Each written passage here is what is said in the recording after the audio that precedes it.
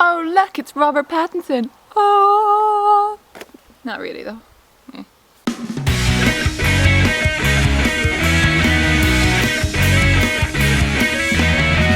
Hey guys, and welcome back to another book review, and this time is going to be on Cosmopolis by Don DeLillo. I think that's how you pronounce his name. You know I have issues with pronouncing people's names.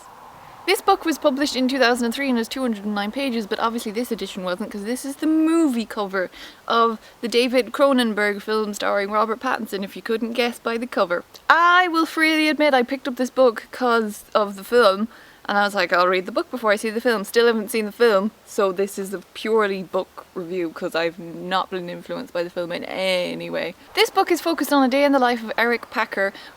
He wants to get across town Manhattan to get a haircut in his limo, as you do. But on this day, a presidential visit happens and there's a huge gridlock, and it basically focuses on everything that happens while he's in his limo. Eric Packer is 28-year-old billionaire who made his fortune on Wall Street by analysing the trends in the stock markets, and he's obsessed with the financial markets, and that is how he made his fortune. This book confused me, I'm just going to say that from the outset. I'll try and give my feelings on it as best as I can, but let's just go through it, shall we? Yeah. This is not going to be a very coherent review because I don't know what happened. It took me a long time to read, and I feel like I've never read a Don DeLillo book before, but I feel like every word and sentence that he wrote was meant to have its own hidden meaning, and that's why you had to concentrate so hard on what he was trying to say. Apparently this book is way different to his other ones, and it was written post 9/11, and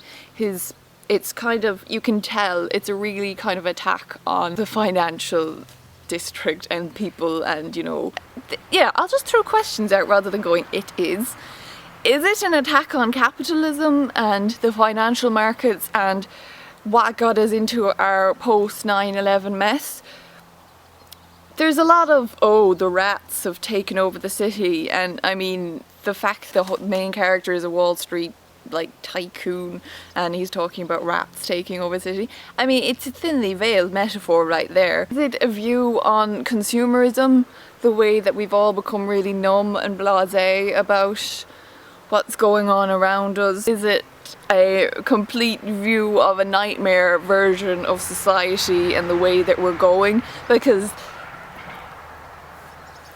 shit got weird in the book. I think that's why I think it's a nightmare version of our society. I don't really know. I think it was very reminiscent of like Bret Easton Ellis's like American Psycho. I also feel like there's an element of A Bonfire of Vanities in there, which American Psycho has been related to as well. So I was confused and weirded out by this book, and I think I'm only going to give it a 3 out of 5. But the reason I don't completely dislike it is because there were a lot of deep elements in it that I feel like require you to read it a few times. The writing style in itself, I feel like he was trying to make a point. It's a very complicated book in my view. I don't think Eric Packer was the best character in my view. I felt he could have been more well-rounded. Some of the stuff that went on could have been taken out. I felt like they were just put in there for shock value. But in general, I think this is a book worth reading, and I'm curious as to how the hell Robert Pattinson is going to bring Eric Packer to life, because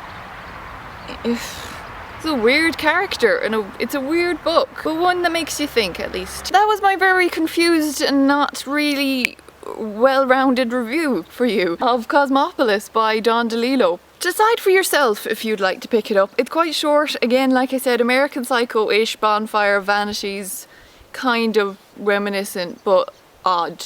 You're either going to think this is the worst book in the world or you're going to love it, so I'll leave it to you to decide which you think it might be. So that was it. I hope you enjoyed it, and I will see you soon. Bye!